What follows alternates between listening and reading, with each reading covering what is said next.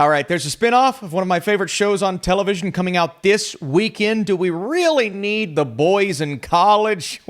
Yes. What's up, Netflix fans? Welcome back to the channel. Today we're talking Gen V, the very necessary spinoff show, and I'll tell you why. From the world of The Boys, this series explores the first generation of superheroes that know where their superpowers come from. These heroes must put their physical and moral boundaries to the test, competing for the school's top ranking. And some of you are going to ask, Austin, what is this show rated? Well, you shouldn't be asking that if you're a fan of The Boys, but I'll just tell you, it's the worst one you can think of. It's not a family show. There's a lot of everything. Sex and nudity and blood and gore and violence and really all of the stuff that I enjoy about The Boys. It's a gritty, dark story that kind of takes all of the superhero tropes that we know and love. It turns them on their head. Is this show going to do the same, or is it just teen angst and coming-of-age drama, which I frankly just don't care about? I take that back. I care about it if it's done well, if you give me compelling characters, if you allow me to peek into the lives of these people in this show, which feels harder to do.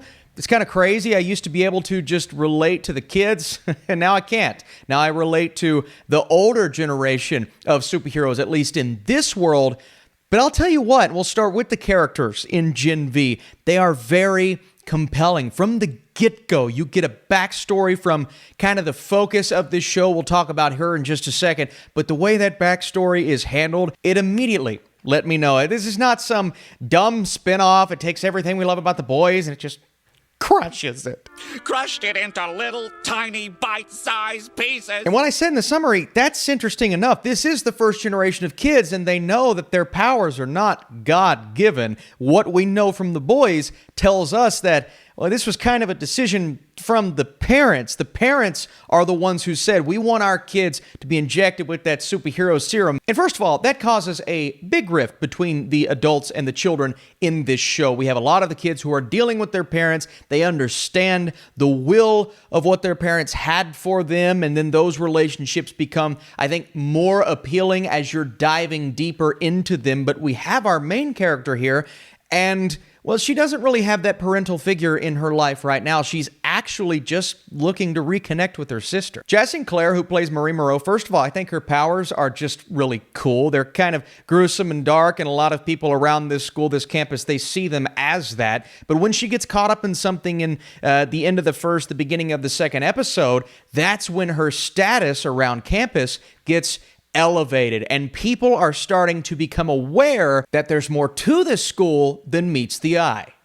Transformers. You got the touch. We have characters like Andre and Kate. Clancy Brown is in this show as like the main professor, the top dog, and the guy who gets to somewhat pick and choose who comes on campus, who doesn't come on campus. And I think one of the biggest parts of this show is who's going to take over when the Seven, inevitably has a fallout. We know that's coming, or at least they're in the midst of it. If you are not caught up on The Boys, I'm sorry, but this kind of requires me to talk about that, so what do I do? Oh, shit, I'm sorry. But Brown's character, well, he already has his guy picked out. It's the popular guy around campus. Everyone looks to him and says, well, that's the guy that's going to join the Seven eventually, and there's a battle going on between power sets on campus. Who's going to rise in the ranks? Who's going to be in the top 10? Is there going to be a freshman in the top 10? And, all of that is very cliche, like silly high school. I mean, it's college, but silly high school stuff, and it feels like it's just taking a page from the Netflix book of, let's focus on the teen angst and the coming of age, and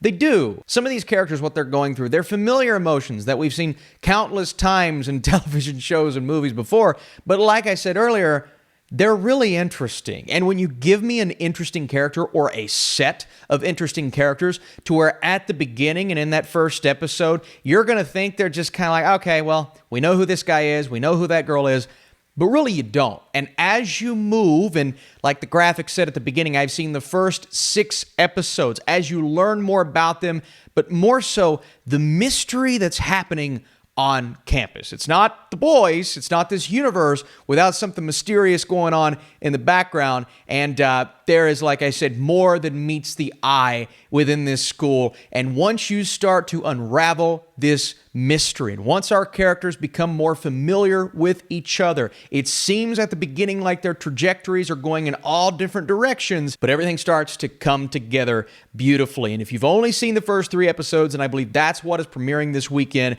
and you're still not fully into it, I think you will be by that point, but let me tell you, it continues to get better. They get caught up in so many shenanigans, and the shock factor of what they do here, like I said, it's the boys' universe, it's the violence, it's the gore, it's the really raunchy sex scenes that feature shrinking and crazy stuff. I mean, we had some sequences like that in The Boys, but once again, and just the technology that they're using for some of these scenes for a TV show, it looks pretty awesome.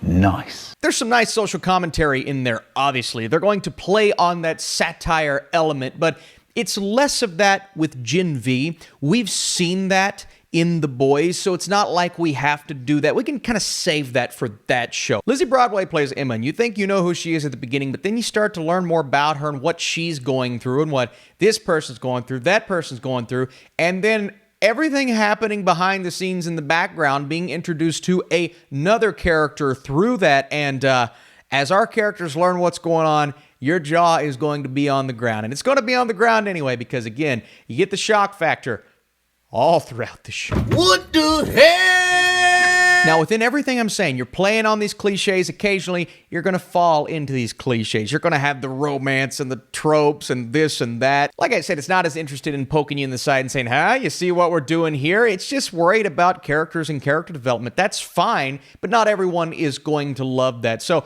if you're worried about the fact that this is a spinoff of a beloved show and it's going to ruin what that stands for, nope. It does a great job at world building, and you know a lot more about this going into the next season of The Boys, and I'd actually say this is going to do nothing but enhance the next season of The Boys, and hopefully the next season of this. As you can tell, I can't wait to see more. I really enjoyed the first 6 episodes. If you'd like me to talk spoilers for the first 3 episodes, let me know that. The show comes out tomorrow, and if you enjoyed this review and you want to drop a thumbs up, that would be helpful. Gen V is the perfect example of a necessary spinoff as it introduces fascinating new characters and shapes this world in the way that most will not expect. Oh, and the shock factor is better than ever. I'm not saying this show is better than The Boys, but I was really impressed with what they were able to do, man. I'm also shocked that this is coming out this weekend because I've not seen a ton of marketing for it. So, hey, hi, it's coming out this weekend. Check it out. Come back to this channel. Let me know if you want me to talk spoilers or if you just want me to shut up, because I don't blame you. Why am I not emotionally connecting to these characters? Why? And maybe some of the performances. We'll talk about those issues here in just a second. But on paper, this movie is great. I think there is a world here that I wish we could have explored a bit more. We get a backstory. We go back to that backstory.